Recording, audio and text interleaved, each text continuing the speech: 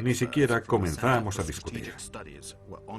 Un parlamentario se levantó y dijo: hoy nos habéis hecho la mejor demostración de que la imagen de Osama Bin Laden puede ser manipulada totalmente.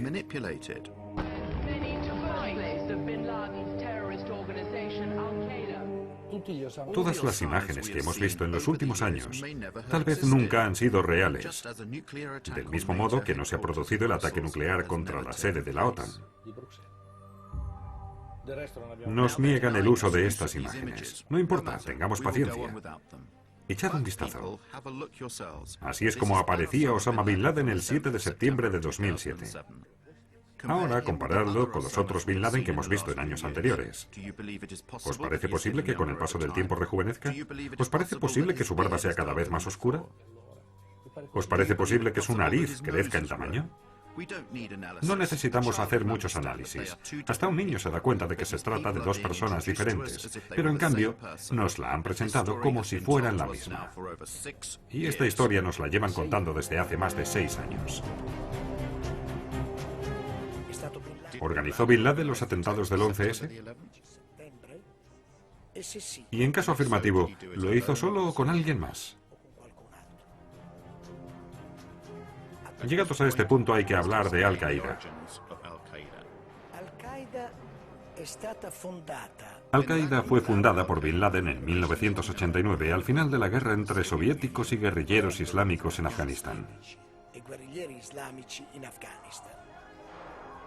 Después de esa guerra y no para esa guerra. Pero entonces, ¿contra quién iban a luchar todos esos voluntarios islámicos?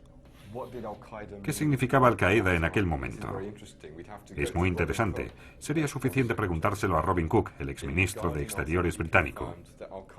En un artículo publicado en The Guardian, Cook confirmó que Al-Qaeda es un término inventado por la CIA para designar a una base de datos de los mujahidín reclutados y entrenados por la misma CIA. Y tenía razón, porque para decir base de datos en árabe basta añadir la palabra malumat. Se dice Al-Qaeda Malumat.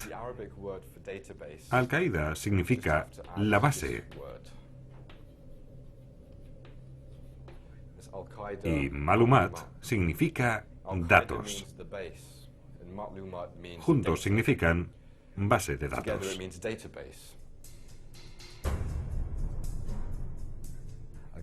Al-Qaeda es una bufonada. Al-Qaeda no es una organización. Al-Qaeda es solo una etiqueta. No existe una organización que se llama Al-Qaeda. Al-Qaeda es una lista de los participantes en la guerra de Afganistán de los años 80. Al-Qaeda no es nada. Es solo un espantajo hinchado por la propaganda occidental para mostrar a la gente el gran mal.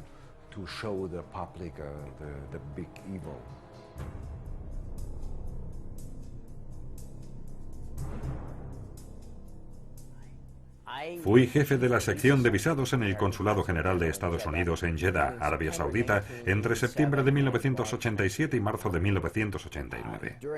En ese periodo me vi involucrado en lo que resultó ser un programa de visados para los terroristas. Este programa preveía que algunas personas vinieran al consulado reclutadas por la CIA y por su contacto Osama Bin Laden. Estas personas fueron enviadas a Estados Unidos para ser adiestradas en la práctica del terrorismo, para recibir recompensas o para informar de lo que habían hecho en Afganistán. Creo que se trataba simplemente de cómo hacer explotar las estructuras o de derrocar gobiernos. Después de la Guerra Fría, las conexiones con Al-Qaeda se intensificaron y se multiplicaron. Al-Qaeda ha sido controlada de varias maneras, directa e indirectamente.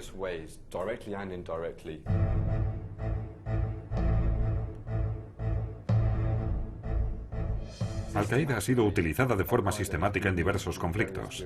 Entre 1992 y 1995, aparece en el conflicto de Bosnia. Creo que el gobierno estadounidense trabaja con varias organizaciones árabes y musulmanas, fuera Al-Qaeda o fuesen personas que se convirtieron en miembros de Al-Qaeda. El gobierno las ha adiestrado, armado y enviado a los Balcanes para derrocar a Slobodan Milosevic y a sus aliados. Esta política continuó en los Balcanes, incluso después del 2001.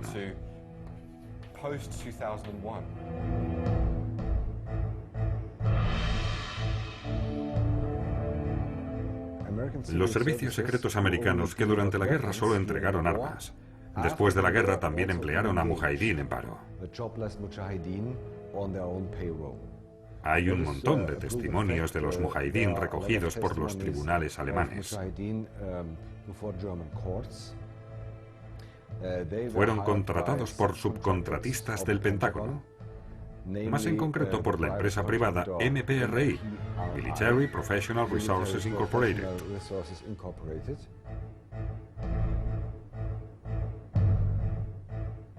MPRI era privada, pero en realidad era un tipo de entidad secreta del ejército de Estados Unidos.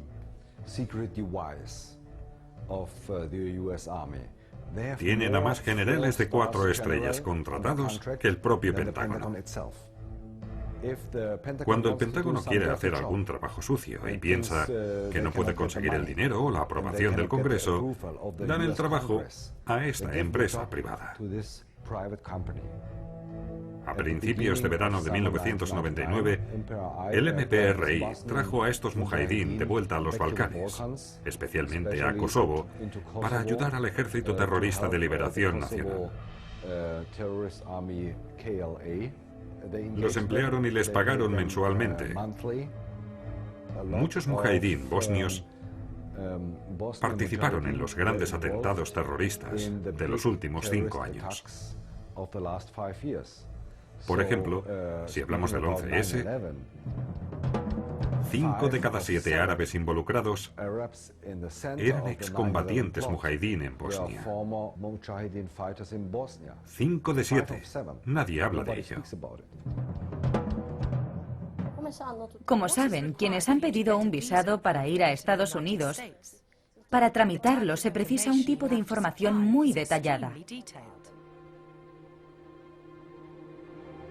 Un alto funcionario del consulado de Jeddah, Michael Springman, dimite y denuncia que en esa oficina trabajan muchos hombres de la CIA camuflados y que la oficina expedía fácilmente muchos visados a personas muy sospechosas.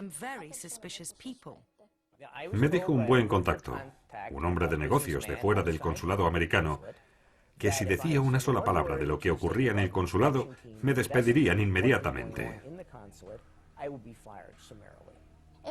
Esa oficina en Jeddah expidió muchos de los 15 visados utilizados por los secuestradores para entrar en los Estados Unidos.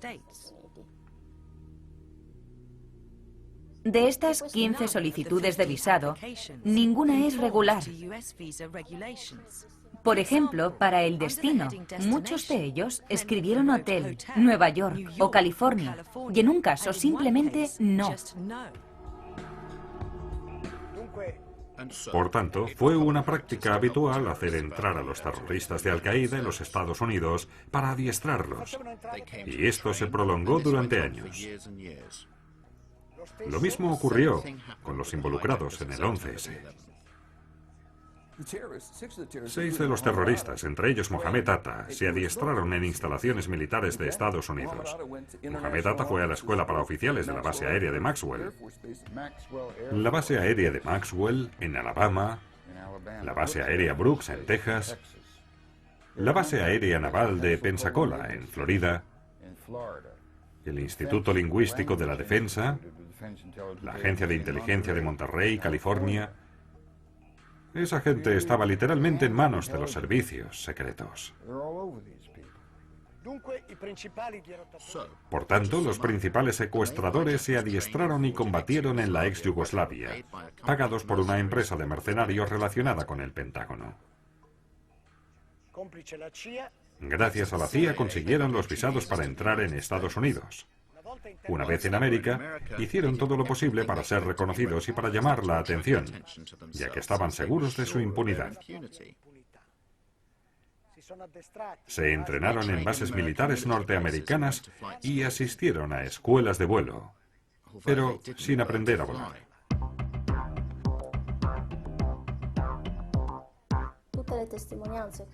Todos los testimonios sobre estas clases de vuelo indican que estos hombres eran totalmente incapaces de pilotar incluso pequeños aviones. Por ejemplo, Mohamed Atta contrató un avión en una escuela de vuelo, pero ni siquiera fue capaz de despegar. Lo dejó abandonado en la pista y se fue. En cuanto a los otros dos pilotos, su instructor, Rick Graza, dijo a los investigadores y a la prensa que él no podía entender cómo esos dos podían haber pilotado un avión. Sus palabras exactas fueron que eran como dos tontos muy tontos en un avión. Due funzionari dell'FBI